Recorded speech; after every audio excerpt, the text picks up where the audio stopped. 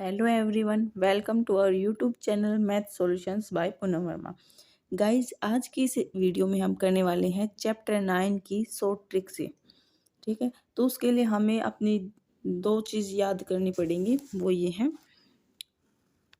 जैसे कि हमारे पास इस टाइप से कोई भी ट्रायंगल है, इसमें हमारे पास ये हमेशा 90 डिग्री का रहेगा।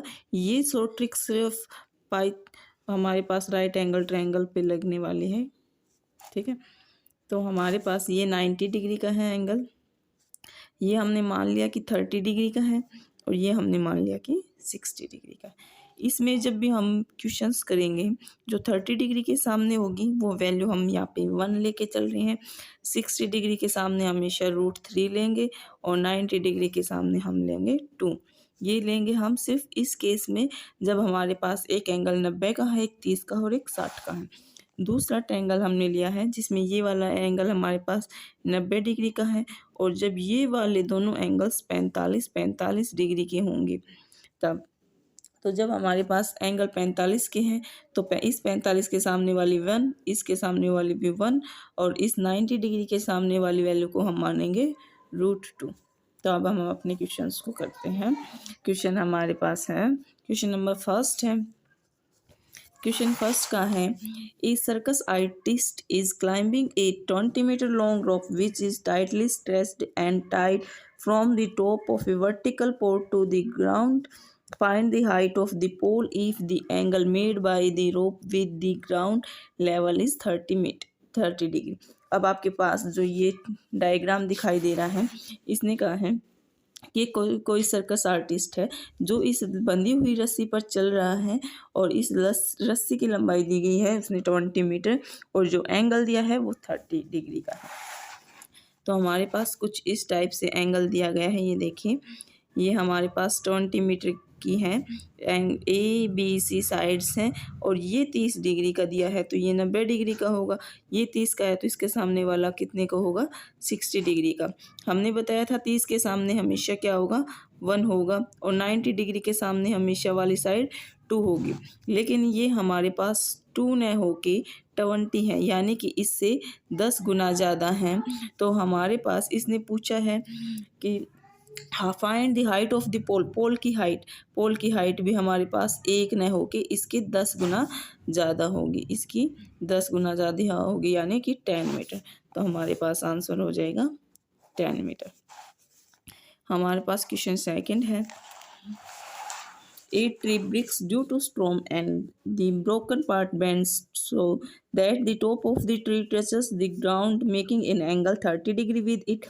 The distance between the foot of the tree to the point where the top touches the ground is 8 meter.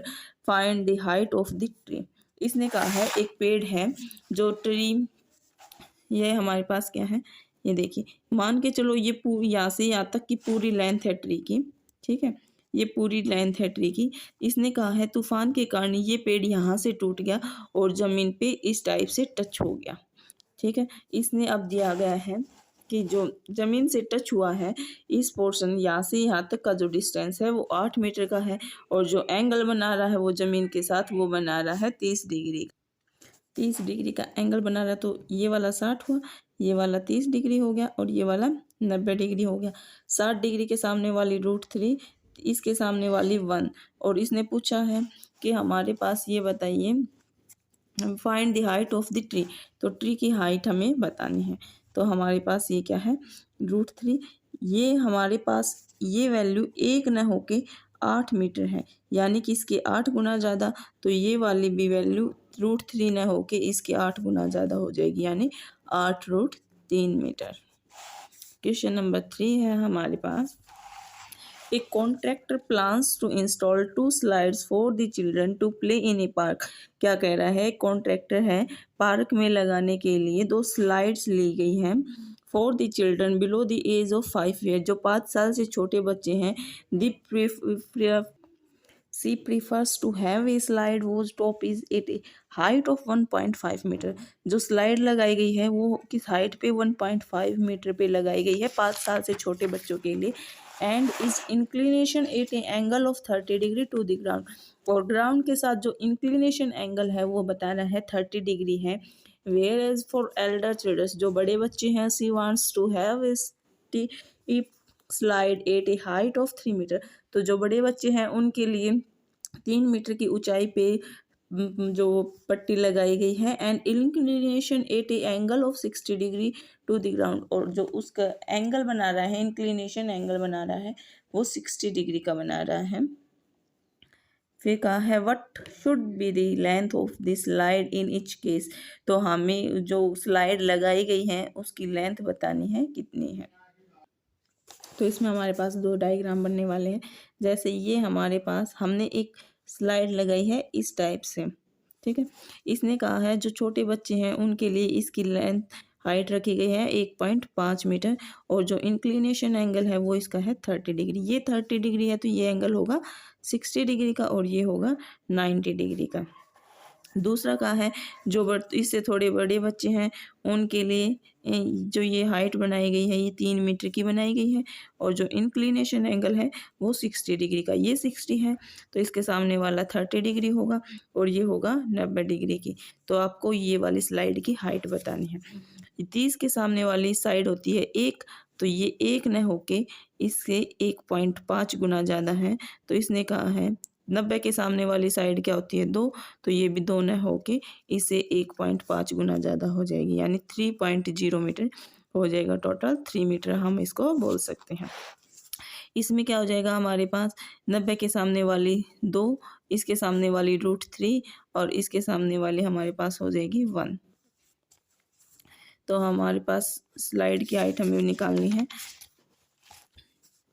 60 degree, ये वाली √3 है, तो हम इसको क्या लिख सकते हैं कि ये इससे कितना ज़्यादा है, √3 मीटर ज़्यादा है।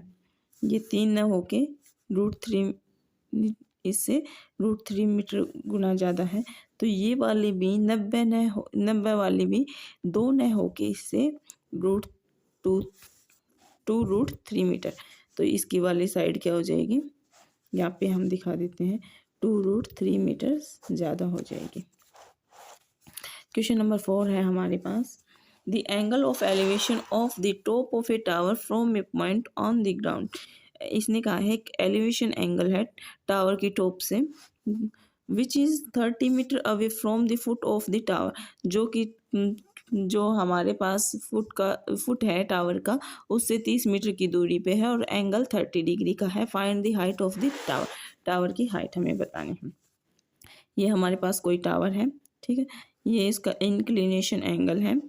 ये इसने क्या कहा है कि ये एंगल बनाता है 30 डिग्री का, और फिर इसने कहा है कि इसकी दूरी भी कितनी है, 30 मीटर की दूरी है।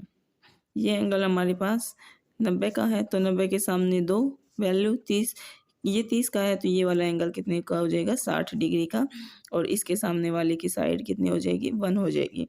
इसके सामने वाली होती है √3, तो ये हमारे पास कितने गुना ज़्यादा है, ये इसको मैं लिख सकती हूँ 30/√3, ये इतने गुना ज़्यादा है। और हमें निकालनी height of tower, height of tower कितनी है 1, तो ये भी 1 ना होके इससे 30/√3 गुना ज़्यादा है, तो हमारे पास क्या वैल्यू आ जाएगी 30/√3। इसका √3 नीचे है वो हटाने के लिए क्या करेंगे, √3 से ऊपर और नीचे मल्टीप्लाई कर देंगे, ऊपर बन जाएगा 30√3 और नीचे वाला बन गया 3, 3 से काटा तो 10 पे, तो हमारे पास आ जाएगा 10√3 मीटर।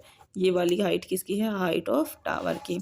क्वेश्चन नंबर 5 है हमारे पास, a kite is flying at a height of 60 metre above the ground. एक ग्राउंड से ज़मीन से 60 मीटर की ऊंचाई पे काइट उड़ रहा है। The string attach to the kite is temporarily tied to a point on the ground. उसे उसका जो धागा है उसे ज़मीन पे किसी पॉइंट के साथ बांध दिया गया है। The inclination of the string with the ground, जो इंक्लिनेशन एंगल बना रहा है ज़मीन के साथ वो बना रहा है 60 degree. Find the high length of the string, string की लेंथ बतानी हमें। Assuming that there is no slack in the string, कि जो आपकी जो धागा है उसमें बिल्कुल भी ढील नहीं दी गई है। तो हमारे पास क्वेश्चन 5 देखते हैं। ये हमने मान लिया कि कोई काइट उड़ रहा है, उसका ये धागा है इस टाइप से बांध दिया गया है ज़मीन के साथ, और फिर ये जो हमारा पतंग था उसकी ऊंचाई दी गई है 60 मीटर की ऊंचाई से उड़ रहा है, और ये इस टाइप से हमने मिला लिया। तो ये 60 मीटर ऊंचाई से उड़ रहा है और एंगल भी कितने का बना रहा है, 60 डिग्री का एंगल बना रहा है। 60 डिग्री ये है तो ये कितने का होगा, 30 डिग्री का, और ये हो जाएगा 90 डिग्री का। 60 डिग्री के सामने वाली साइड की लेंथ हमने पता है 60 मीटर है, लेकिन हम कितनी मानते हैं, √3 मीटर मानते हैं। तो ये वाली साइड कितनी हो जाएगी, 6√3 मीटर, इतने मीटर ज़्यादा है इससे। तो हमारे पास पूछा गया है इसने ये वाली लेंथ बतानी, ये 90 है, 90 के सामने वाली क्या हो जाएगी, 2, तो ये भी इससे इतनी न होके इससे 2 गुना ज़्यादा हो जाएगी, 2 गुना में 60√3।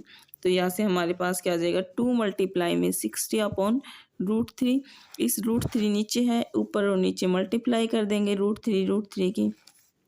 यहाँ से क्या इतना आ जाएगा, 2 मल्टीप्लाई 60 में ये बन गया 3 और ये हो जाएगा √3।